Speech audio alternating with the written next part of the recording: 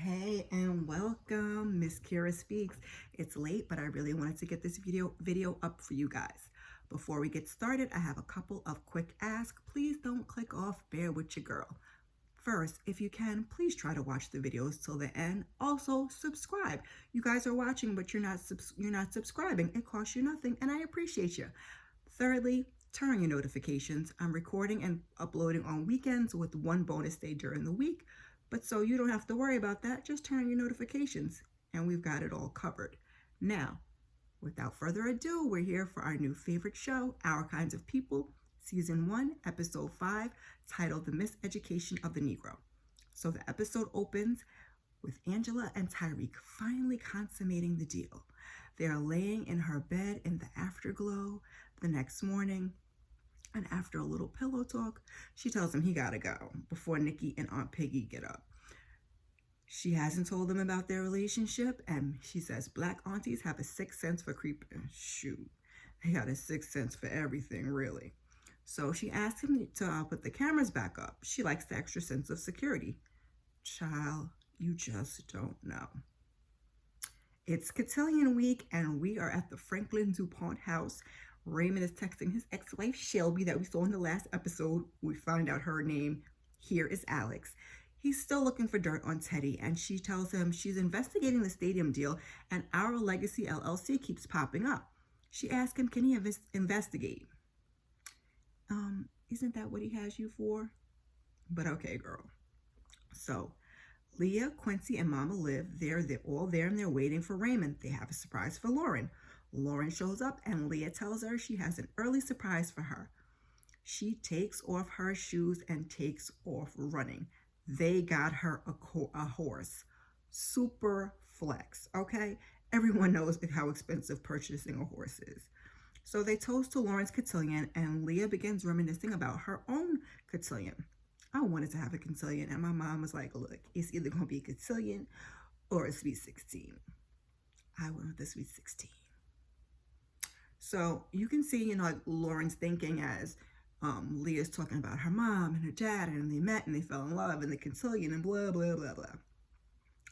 So Leah forgot the traditional pearls for Lauren in her office. So she runs to her office to go get them, and Teddy's in her office. And they talk about the tremors, and she's like, when are you gonna share with the rest of the family? He says he has a specialist who is at the forefront of Parkinson's research, flying in from Geneva to give him access to trial drugs. Doc says that he needs to reduce stress, and that's very true. That's important. My Nana had Parkinson's, and as she got older and less stress, less tremors. Because when you get older, them older black women, they do not give a whole F-U-C. Okay, so you get my point. So Teddy tells her he still wants her to keep tabs on Angela, and she's like, oh, you might want to keep tabs on Tyrique. And she informs him that there's no video feed coming from her shop. And she says, she spoke to Tyrique, and he told her it was a technical glitch with the camera. Teddy points out that even as kids, she had always had it out for him. And he says, Tyrique is loyal as day is long. He taught him that. And Leah's like, and what if he didn't learn that lesson? Then God help him, Teddy replies. What does that mean, Teddy? Anyway, moving on. We see Nikki. She's at a photo shoot for Eve's crown, and she's exuding confidence. And Aunt P and Angela, they're sitting and they're watching. And Aunt P's like, the toilet seat been up the last couple, and she gives her that shh. And then she admits that she's seeing Tyrique. And there goes that Auntie's sixth sense she was referring to. Why so mysterious? Can't we at least get a hello, Piggy says. Angela isn't comfortable introducing folks she's dating to Nikki. Aunt P's like, she ain't seen her with nobody with any regularity since Nate. Speaking of Nate, I need to know what became of that letter that he was writing to Teddy. You keep them at arm's length too if every man in your life lets you down, Angela says. Just then, Nikki comes over. Her first choice college application just got released. They are looking for community service hours, if she speaks a foreign language, and what are her involvements, her participation in the arts looks like. Angela and Aunt P, they look shocked. Aunt P's like, dang, is that all? So they also recommend an in-person on-campus interview. And Nikki's like, that means travel and a hotel. And so she's feeling discouraged. And she's like, if she can't compete with the other applicants, she might as well not apply. So she walks away. But Angela did just promise that she'd be the first in the family to graduate from college and that she doesn't take that promise lightly. Her grand plan, you might ask? Well, she wants to get Nikki into the cotillion. So she heads on over to meet with Leah. Leah tells her that she can't just add a debutante to the roster. There are rules and protocols. So they chat, and Angela says, Nikki has been busting her butt with a single-minded dream of getting into Spelman one day. That's where I wanted to go when I was younger. That is till I went to visit in high school. And then I ended up going someplace else and not graduating. But, as an adult, I really wish I had attended a HBCU. I really do. Anywho, you're getting all kinds of little Snapple facts about me. So Angela talks about feeling like she hasn't done her part and she's been too busy trying to get Eve's crown going. Maybe she should have spent time looking for ways for her to expand her horizon and so on and so forth. And Leah says, she often feels like she's failing as a mom too. One final plea from Angela, and Leah says, how could I deny my niece this opportunity? So it looks like Angela appealing to Leah's motherhood side. It worked, but always a but. She will need to make a donation, and the minimum standard is $25,000. That doesn't include formal wear, hair, makeup, shoes, and accessories. Angela looks a little shocked, and Leah asks if she needs help with that. And Angela's like, no, she got the money. Do you, Angela? We shall see. So Angela thanks her, and she heads on her way. We see Leah meeting with the debutantes, and she's talking about being confident and, that you belong. And she starts talking about place settings. Child, she's talking about plates and bowls and forks and spoons and knives. So in depth and so quickly make your whole head spin, okay? So, and that's exactly how Nikki looked. I think she even dropped something on the floor and the girls laughed. Listen, another quick Snapple fact about your girl, Miss Kira. So I went to charm school many moons ago, and I can tell you I've forgotten most of that myself in terms of placements and forks and soup bowls and knives and so on and so forth. Next up for the girls, it's time for the father-daughter rehearsal. The fathers escort their daughters to the floor, and Nikki's sitting there. She's the only one without a father figure. So Angela's, she sees this. She throws on a little sports blazer, and she steps up to be there for her. So Leah steps up. She's like, what's going on here? So Angela's like, we don't need a man. She's like, I raised her with my two hands. I nursed her on my own two breasts. And this weekend, I will dance with her on my own 2 feet. And Leah's like, yeah, that's cute, but no, she's going to need a male companion. She asked, one of the gentlemen that's there to join her. But before she asked him, Angela's like, I thought the Gracies was supposed to be the pinnacle of female empowerment and strength and freedom. I mean, why are we giving the penis so much importance? Nikki was so embarrassed. So outside, after I guess everything is over, Nikki and Taylor, they're talking. Taylor is so enamored with Nikki. She really does like her. So Taylor says she's sorry that she's been ghosting her, and she explains that she and Lauren are in a good place. And Nikki's like, listen, no problem. I understand the kiss was a mistake. And as they're talking, Lauren walks up, and you can see before she walks up that she's annoyed, but she puts on that Franklin DuPont face, and she talks nice to Nikki like Taylor asked her. So let me take a moment to acknowledge Miss Lauren's dress, honey, because love, okay? So Nikki says she wanted to impress the Spelman rep. Oh, Miss Gwendolyn, Lauren says she's been trying to recruit me since the 10th grade. I'll introduce you. So she has some more niceties, and Nikki's like, she's surprised or whatever, and she heads out. So Lauren suggests that she and Taylor escort each other to the cotillion. And I was like, I wonder how Leah's going to feel about this. I mean, at home is one thing, but at a Gracie's cotillion, it's a whole different subject. And I hope she can be open to it. So later that evening, Angela meets with Tyrique, and she asks him to be Nikki's partner for the father-daughter dance at the cotillion. It's just a dance, she says, not asking to be her father. She already has one. And he's like, oh, where is he? And Angela tells him he's in prison. So we just going to tell this man that we just met before we tell our daughter who thinks that you don't know who her father is.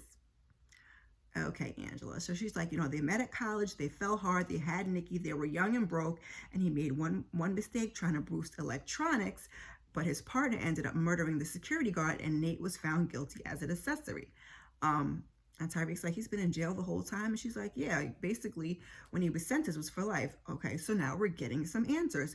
It sounds like Nikki was born when he went in, and he got a life sentence, which is, I guess, is why she decided that she didn't want Nikki to know who her dad was. I mean, I guess. I'm not about to sit here and judge another mom's decision. But for someone who didn't know their father, I was just thinking, like, why would you subject your daughter to the same thing? But that's just my opinion. So see, she addresses my just exact thoughts. She says she didn't tell Nikki. She decided it would be better just to not know him than to spend her entire childhood looking at him through bulletproof glass. He did not agree. We saw that when she went to visit, and how she handled the situation. And she's like, maybe he had a point. Maybe I should have told her the truth in the beginning. And Tyrique's like, oh, don't beat yourself up. I'm going to pause right here in my notes, and I need to take a note about this, but I just have to get this off my chest before I forget. Y'all know Nikki is going to be so pissed. 17 years you knew who this man is. I don't even know how she's going to recover from that, but we're going to move on from there. So he's, tells her not to beat herself up, and he's flattered that she would ask him to do such a big favor for such a big thing for Nikki, but he's got some truth of his own. So he's like, those cameras in Eve's crown are never going back in. Teddy asked him to plant them there to spy on her. He confesses. And she laughs and she looks at him crazy, and she's like, are you serious? And then she starts to go off, y'all. She goes off, and he tries to tell her, his feelings for her are real, and he did it in the name of loyalty. But the minute he realized Teddy was wrong about her, he took the cameras out. She ain't trying to hear any of that. She kicks him out and says she does not want him around her or her family ever again. Just disappointed, he leaves. She cries. So the next day, we see Nikki, and she's trying on dresses for the cotillion. And Angela's watching, and she's beaming with pride. And, as she tries on the third dress, Angela goes to put her ring on. Nikki has her gloves on. And Nikki reminds her that the ring never goes on the outside of the glove. Angela's impressed that Nikki knows all these things. And she says she's been doing a lot of research on cotillions, and they're actually kind of cool. She thanks her mom for fighting for her to have this opportunity, as most girls in Boston don't. So Angela's like, ask her, is she, she's like, do you love the dress? And she says it's pretty, but she doesn't think it's her. And she's like, I saw another one in a vintage shop. So she takes her phone out and she shows her. Maybe it's not too expensive. Angela's like, it looks like a vintage Anne Lowe. She was a black cotillion who designed Jacqueline Kennedy's wedding dress. Angela's like, I'm going to run out and grab it, So she goes. So now we're at the gun range, Scipio Gun Club. Mama Liv, Quincy, Raymond, and there are a couple other people standing around too. So now there are some non-melanated folks. And one of them is like, he says something like, it's summer when suddenly the vineyard gets a much darker tan. Quincy's like, screw you, we live here. Mama Liv's like, wait a minute. And then she gives him a quick history lesson. She's like, are you all aware that this gun club was named after a former slave? His name is Scipio. He was called a roundup boy because he would round up the dead fowl after the massa went hunting. Raymond interjects and says that they wouldn't dare let a slave carry a gun for fear of retaliation. But Scipio was smart, so he decided that he would sneak in at night and get the birds. He would return at night, get the birds, and he would sell them. And then one day he had enough to put the family on the map. So we find out that this is part of the DuPont family lineage. So that's why Mama Liv named the club after him. So Mama Liv is like, that's why we don't have to worry about these pasty simpletons who pay me $2,000 a day to shoot here. And the next time they come, it will be $3,000. The best way to win a war is to never let the enemy know they're in one to begin with. Man, I was really starting to like Mama Liv because she's a real G. And then I remember that, like Teddy, she's trying to run Angela out of this. I was like, okay. So Raymond tells us that there's one more war that they need to talk about. Teddy's locked him out of Darman and he's had enough. And Mama's like, listen, ever since Teddy bailed out Darman, I've been waiting for you to suit up for battle. What's the plan? She asked. And he's like, Alex Rivera, son, I would think twice before bringing her back into our lives. It took many years to recover from her. Raymond says he understands, but he's not asking for permission. It's already in motion. Now hold up and wait a minute, because I ain't never seen Mama Liv look or sound worried, okay? So what did Alex do? Sounds like she's about to be a whole problem, and I'm waiting. I'm here for it. I want to see what's going to go on. So Angela got Nikki the dress, and she has it on, and she's giving us, Brandy Cinderella vibes, and she's twirling around, and she's like, now she just needs a father figure to dance with. What do you think about me asking Tyrique, to be my partner?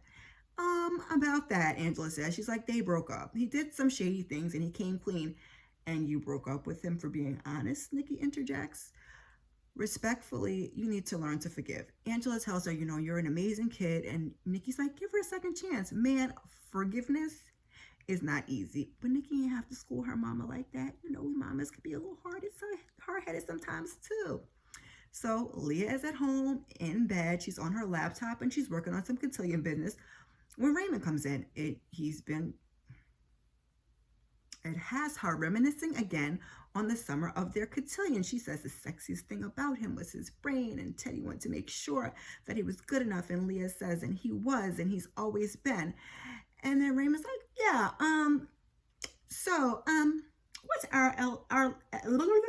what's our Legacy LLC? Way to kill the mood, Raymond. Leah makes a face, and then she tells a bold-faced lie and says that she doesn't know anything about it. She says the kids are out partying, and she's ready to play. So she's like, meet her in the shower in 5. He's like, I'll meet you in 3. She says, meet her in the shower at 5. And I said to myself, oh, girl, he will. After he snoops on your laptop, he tells her he'll meet her in 3. So she types in our Legacy LLC and finds several emails. The latest one is to Leah from our Legacy LLC that day. The body of the email reads, the influx of cash will help with the stadium vendors, but we will need to leverage more from Darman assets to ensure the deal does not fall through. Raymond looks pissed, and I'm like, is Leah about to go down with Teddy? Because, ooh. So Teddy meets with his specialist, and he tells him the strength of the tremors have picked up this week. The doctor's like, the progression seems fast. He prescribes him an experimental drug out of Europe, and it should be, it should take care of the tremors. But the dosage must be followed strictly.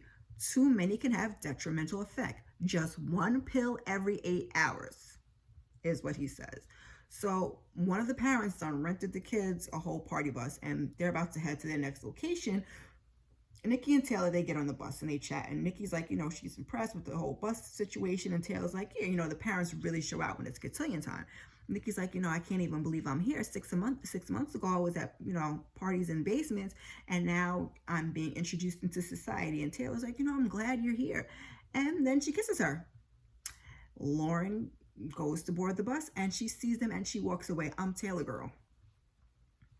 I told you last episode, you cannot have your cake and eat it too. And Nikki, that is your cousin's boo. You knew that even before they were official. And I was surprised Lauren didn't say anything. But then again, she's a Franklin Dupont. So we just know there's going to be a problem down the line. So Tyrique comes to see Angela, and they talk. And she says she knows telling the truth must have been hard. She does want to trust him. He's like, you can trust me. I will, and I won't break that trust again. And she asked him to sit down, and she lays it on him. She caught me all off guard, because she's like, yeah, so I think Teddy supplied cracks to Egerton in the 80s and let my mama take the fall for it. She doesn't know for sure, and she doesn't know for sure, and she didn't know any of this till she got to the Bluffs. Tyrique looks confused, and I was confused too. Like, you just railroaded the man like real quick, and then you went from trust to drugs. Okay, but we're here. So she tells him about the interrogation tape that we saw in episode 1, and she needs to find out what happened and clear her mother's name. Tyrique asks if Teddy knows that she knows about all this. And Angela's like, no, but your father's a security guard, and if Teddy knows something about any of this, if Teddy was hiding something, he'd have known about it. Yeah, probably, but he's no longer there to ask. So yeah. So she asked if he remembers anything about knowing drug dealers, and Tyrique's like, no, but he had heard stories about how Teddy's brother Lewis was supposedly murdered by one. And I was like wondering, like, if that's Darius, Aunt Piggy's boyfriend, whose body is buried on Teddy's land, if that was the one who murdered his brother. So he says he was a community leader and activist, and he was dedicated to cleaning up the problem in Edgerton. Slow down your words, Kira. So word was Teddy wasn't on the same page about it, and Angela's trying to figure out, like, how can we find out more information? Because, like I said, she asking about him. Like I said, it's like, probably, girl. Yeah, he's not around to ask now, is he? In reference to Tyrique's dad. Like, why would you even ask about Tyrique's dad? But sorry to back up. We're going to go forward now.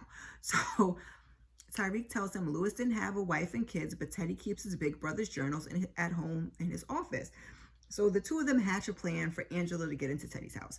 So Mama Liv is telling Leah, you should be helping Raymond get our family's company back. And the two, they go back and forth about a woman's place and change and blah, blah, blah, until Lauren comes out in a dress for the cotillion. It looks beautiful.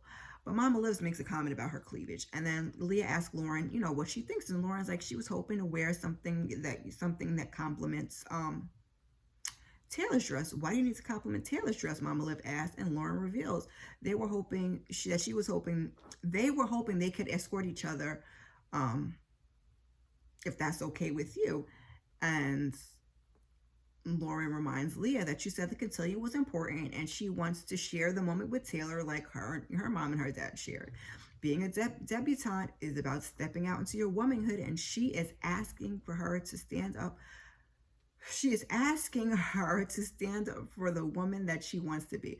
Mama Liv is thoroughly confused, and she's like, Taylor, your little friend, she's a girl. Only men are permitted to escort debutantes. Mama Liv, I'm gay. Gay as in happy? Mama Liv replies, no, Olivia. Gay meaning lesbian, Leah chimes in. Mama Liv darn near passes out, y'all, okay? You can't allow this, she says. Yes, I can, Leah replies, and she gives Lauren permission and her blessing. Okay, Leah, that's how you support your child. I love to see it. I did not think she'd do it, but bravo, Leah, bravo. So Teddy is at his desk with an envelope in his hand from Steel Bay Prison. This fool done really wrote and sent a letter to Teddy. I had to shake my head. What you got to say, Nate? What do you have to say? So Teddy opens it and he starts reading it when there's a knock at the door. It's Angela, and she's come to set her plan into motion. He puts the letter up and she's not sure where to start. So he asks her to sit down. And he's like, he thinks it's about Nikki's cotillion fees. He says that he'd be more than happy to sponsor his granddaughter. And she's like, thank you, but I don't need your help. She sold all Eve's designer gowns. I'm sure you gave her most of those. And she's like, and I made enough for all her cotillion fees and then some. And then she goes on how she's been thinking about family, which typically has been her and Eve and Piggy and Nikki. And she's about to work her plan, y'all. So she's like, in smaller numbers, when you lose just one person, you feel it. And then she's like, you may not have been the family that I expected, but I like to get to know you, and maybe you get to know me. Baby steps, she says. She's still angry about him not being there for her and Eve, and maybe they could start that night at dinner. And he says, actually, I'm hosting a family dinner at the compound after the claiming ceremony, and he invites her and Nikki, but that was already her plan because Tyrique already told her about the dinner. It's a tradition. We'd love to come, she says. Thank you. And then when she leaves, he gets back to reading Nate's letter. Angela presents Leah with that check for $25K at the claiming ceremony. Leah's like, you cut it a little closer. Angela's like, listen, I must have lost track of time. I was at her father's office. And by the way, I'll see you later for the family dinner. Now, Leah has been being pretty good this whole episode, but at that moment, she looked a little annoyed. So Lauren points out the Spelman rep to Nikki as the ceremony is about to begin. Leah gets up there because, she's head of the Gracies now, and she lets us know that each of the debutantes wishes for their future. They write them down, and they place them in a ceremonial fire and send them up to the ancestors for their blessings. So we see each of the ladies come up one by one. Excuse me, give me a second, y'all. We see each of the ladies come up one by one, and until we get to Nikki. And she's nervous and she looks over and Taylor gives her, you got this nod. And Lauren notices. Now, all the ladies before her have got up there with their wishes and no one said anything. But when Nikki goes to light hers, Lauren interjects. She wants to say some encouraging words. Now, we already know she's about to be on some BS because she never addressed seeing Taylor and Nikki kissing. So I brace myself. I'm so proud to stand next to someone who has overcome so much. Earlier this year, she lost her grandmother, and she's uprooted from the only home she's ever known.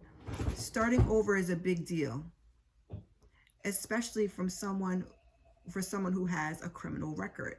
But now all of that is in her past. Now, no, you did not, Lauren. Damn, that was ruthless. Everyone looks shocked. The Spellman rep, Angela, Leah, and I'm just really glad she's here, she ends. Nikki runs off. She is hot. Lauren comes behind her. Nikki asks her, why would you embarrass me in front of the Spellman rep? You have a criminal record too. My charges got dropped. Yours didn't, Lauren says. You have a rich family to protect you. You are a broken, thirsty ass bitch, Lauren. I watched you kiss my girlfriend, Lauren responds. So stop playing like you're innocent. And Nikki runs off again. But before she gets a chance to run off, Taylor's walking up. She's got all the Debs behind her. So when we're getting a, you kiss my girlfriend, like everybody's coming in hearing that. So Lauren says, I'm standing up for you the way you always wanted us to. She tells her that, my mom said we could escort each other. And Taylor's like, I don't want to go with you. There is something broken in you. I don't want to be around you, or I don't want to be around that or you anymore. She finishes and then she walks off looking quite swaggy, but seeming a little toxic because Lauren, but Taylor, really? So back at home on the patio, Aunt Piggy is going off and she and Angela are, having some wine, and Aunt P brings up Teddy's dinner. Oh, wait a minute, Piggy. So now all of a sudden you're not afraid of Teddy anymore? Okay, girl. So Nikki comes out and she hears them talking. She says, we should go. We should both go. And Angela's kind of like, it's okay. But Nikki's like, listen, I am tired of playing nice. It is time to put our foot down and clear Mama Eve's name. So they get all dolled up and they show up at Teddy's house. I mean, how many red dresses does Angela own? Like, I'm not trying to be like, I'm not mad. They're all bad, but I'm just saying. Teddy says he's happy to see them and he gives a speech and he toasts to family. And Nikki, she's like, I want to say a few words. I know you guys don't really know me and my life has been a journey and I'm trying to figure out who I am. I've made mistakes. And she continues on. And as she's speaking, Lauren yawns and then starts typing on her phone. Are you serious right now? Are you serious right now? Nikki says, and Lauren's like, I don't know, are you? So Leah speaks up. She's like, your insistence on hijacking this week to serve your worst impulses. We should be lifting each other up and it needs to stop. Lauren tries to say something. I don't know which makes me feel worse, seeing you behave with such selfish cruelty or knowing that I am the one who made you that way. Y'all, Leah has been our best behavior this episode, and I am glad to see her take ownership of the way she has behaved instead of just putting it all on her daughter. Yes, she don't want you go off on Angela in public, and she's just doing the same. Like, the way she retaliates is the same way her mother carries on. But let's get back to the episode at hand because we're wrapping this whole thing up. You're out of the cotillion, she tells Lauren. And Raymond, who hasn't said a word, is about to interject. And Leah's like, no. She's not fit for a family dinner, let alone society. So she tells Lauren, you're excused, you can go to your room. Lauren is upset and Raymond backs her up, tells her, like, you gotta listen to your mom. So she leaves. Leah apologizes to Nikki, who somehow feels she's to blame, and she excuses herself and she scurries off. So Angela excuses herself to go tend to Nikki, but Nikki was just acting. She was giving Angela a reason to get away from the table so she could go look for Lewis's journals. So Angela goes hunting, Nikki goes back to the table, but Teddy attempts to eat his soup and starts shaking like a leaf on a tree. He then exits, so Teddy runs into one of the rooms, he's like fussing, and he finally quickly takes the pills. He waits a few seconds like he's one of my kids and expects the medicine to work instantaneously. So he gets impatient, and in what seems like less than a minute, he takes another pill. A doctor told him 1 every 8 hours or it could be a problem. So as Angela's looking around, Tyrique comes in. He tells her, "Yo, listen, Teddy's in the restroom. You got to get back. Got to get the heck out of there." So Teddy stares in the mirror, and miraculously his hands aren't shaking anymore. And he's like, "You will not beat me." Tyrique, he finds 2 journals. He grabs them, and they share a quick kiss before heading out. Now Teddy's in the bathroom again. Miraculously, his hands not shaking. The pills have worked because, like I said, he took that one pill and was like one of my little kids. You take a medicine, or you're like, "Oh, it don't work in 2 seconds. It just doesn't." But this is TV. So in TV, he's taking one pill, that didn't work. He took another pill right behind that. Like I said, it felt like less than a minute. I don't know what that is in TV time, but all of a sudden it's working. So, miraculously, these pills have worked in minutes, and apparently 2 was far too much. And he looks like he's about to have a heart attack. He falls to the floor. And as she's down there, you can hear Tyrique say the coast is clear. And from the floor, they're walking past, from the floor, Teddy can, I assume, hear, because we can hear, and he can see Tyrique and Angela's shoes just before he passes out. And the episode ends. So I wonder, like, is he going to remember what happened? I had something else I want to say, but I can't remember. So listen, I love it. I love it. It's giving me soap opera vibes, yes, but I enjoy the cast, the hair, the wardrobe, and the history lessons. How are you guys enjoying it? I am curious to find out what was in that letter from Nate. And where has Jack and Josephine been? Listen, I hear we have a break, and we got a break in our kind of people. So I may pick up ABC Queen. So again, make sure you have your notifications on. I hope to see you back in November for episode 6. While you're here, please check out some of my other content. Thank you, thank you. Before you go, share, like, subscribe, and drop me a comment in the comment section. I appreciate you. Peace.